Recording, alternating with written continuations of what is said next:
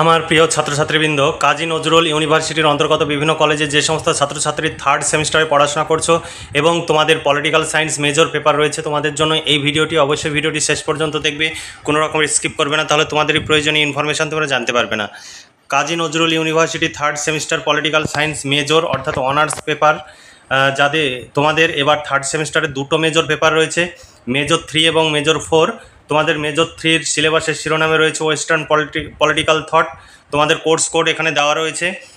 5 ও 10 মার্কের প্রশ্নের সাজেশন 2025 তোমাদের সামনে উপস্থাপন করব। তার আগে 2025 সালের যে সিলেবাস পলিটিক্যাল সায়েন্স মেজর 3 পেপারের, সেই সিলেবাসটি তোমাদের সামনে উপস্থাপন করব।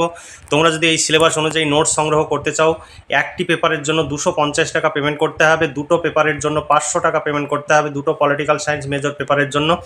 তোমরা যদি নোট সংগ্রহ করো ভীষণভাবে উপকৃত হবে। তোমাদের এই নোট সংগ্রহের জন্য বিভিন্ন জায়গায় ছোটাছুটি করার প্রয়োজন হবে না, পরীক্ষায় 100% কমন পাবে।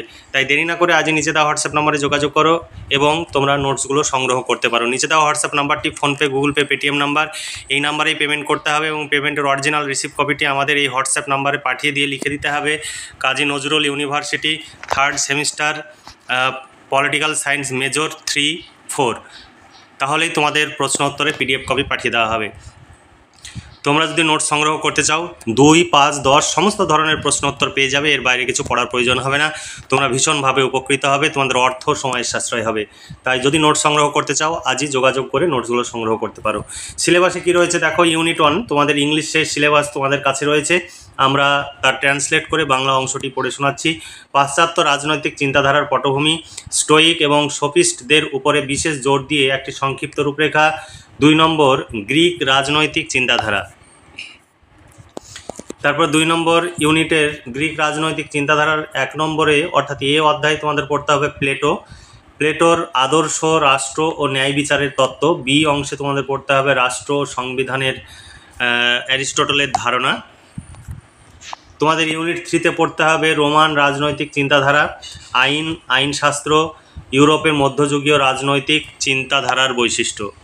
এরপরে ইউনিট 4-এ তোমাদের পড়তে হবে ইউরোপে মধ্যযুগীয় পরবর্তী রাজনৈতিক চিন্তাধারা, নিকোলো ম্যাকিয়াভেলির রাজনীতি এবং রাষ্ট্রকার্যের ধর্মনিরপেক্ষীকরণ।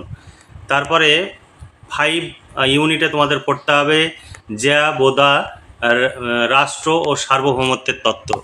এই ছিল তোমাদের সিলেবাস। এই সিলেবাস অনুযায়ী যদি নোট সংগ্রহ করতে চাও একটি পেপারের জন্য 250 টাকা পেমেন্ট করতে হবে।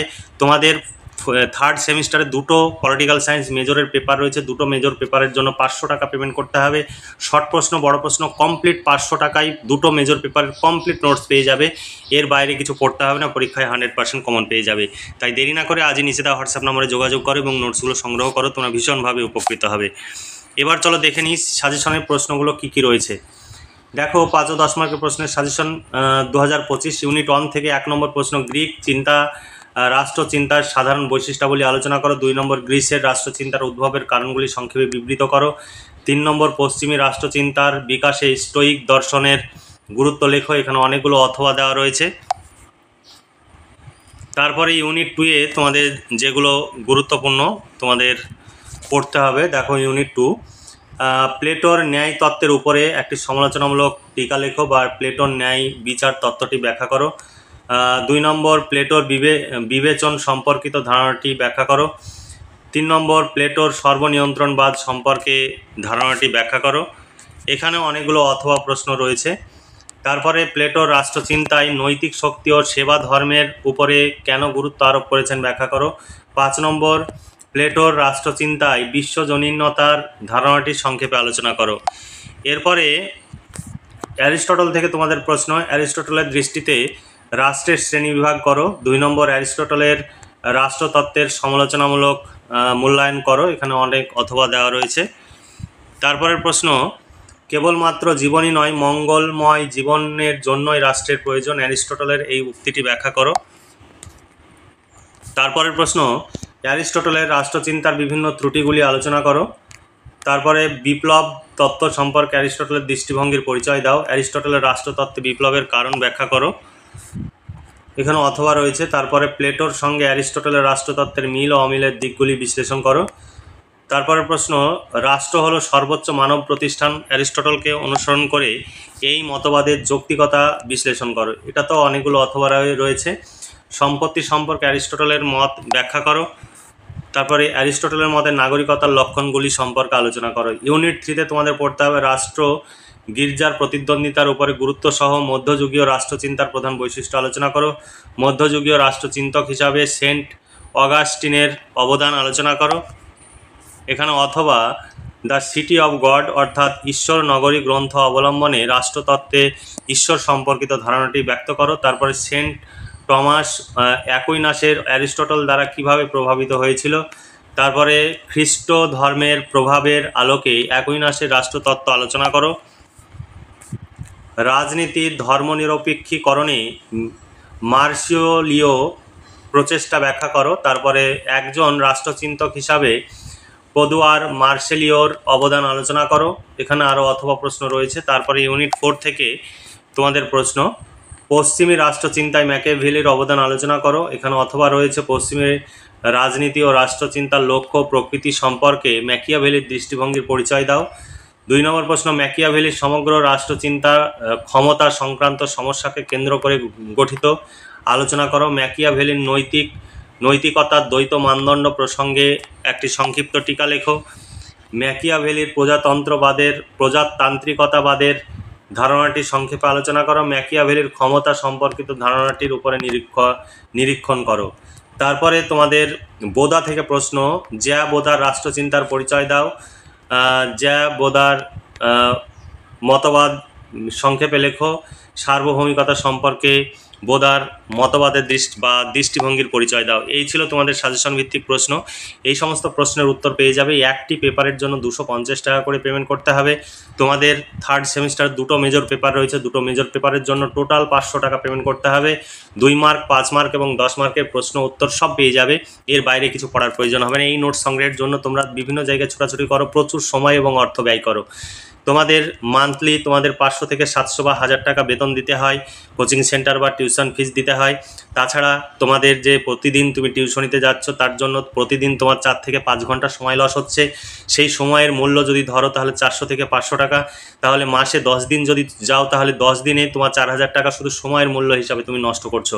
তাছাড়া তোমার খাতা কলমের খরচ রয়েছে, যাতায়াতের খরচ রয়েছে, টিফিন খরচ রয়েছে।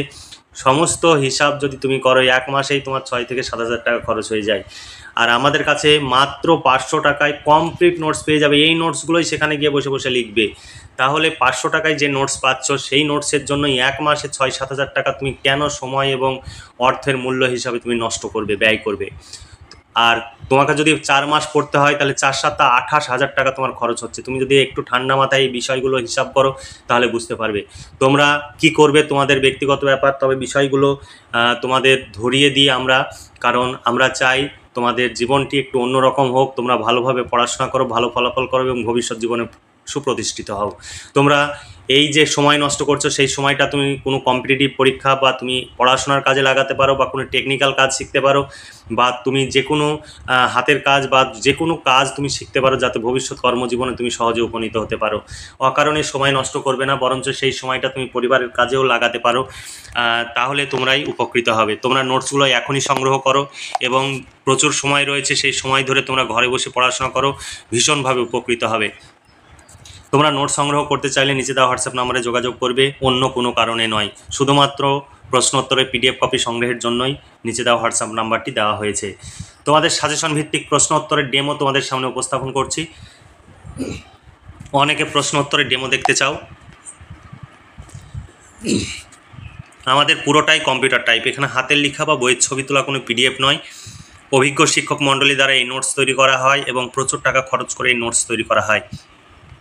তোমরা যদি আমাদের কাছে নোটস সংগ্রহ করো তাহলে প্রতি সেমিস্টারে আমাদের কাছে নোটস পেয়ে যাবে। তাই দেরি না করে আজই নিচে দেওয়া হোয়াটসঅ্যাপ নম্বরে যোগাযোগ করে নোটসগুলো সংগ্রহ করো, তোমরা ভীষণভাবে উপকৃত হবে। তাহলে আজকে এই পর্যন্তই। তোমরা ভালো থেকো, সুস্থ থেকো এবং খুব ভালোভাবে পড়াশোনা করে পরীক্ষার প্রস্তুতি নাও। এই শুভকামনা জানিয়ে আজকের ভিডিওটি এখানেই সমাপ্তি ঘোষণা করছি।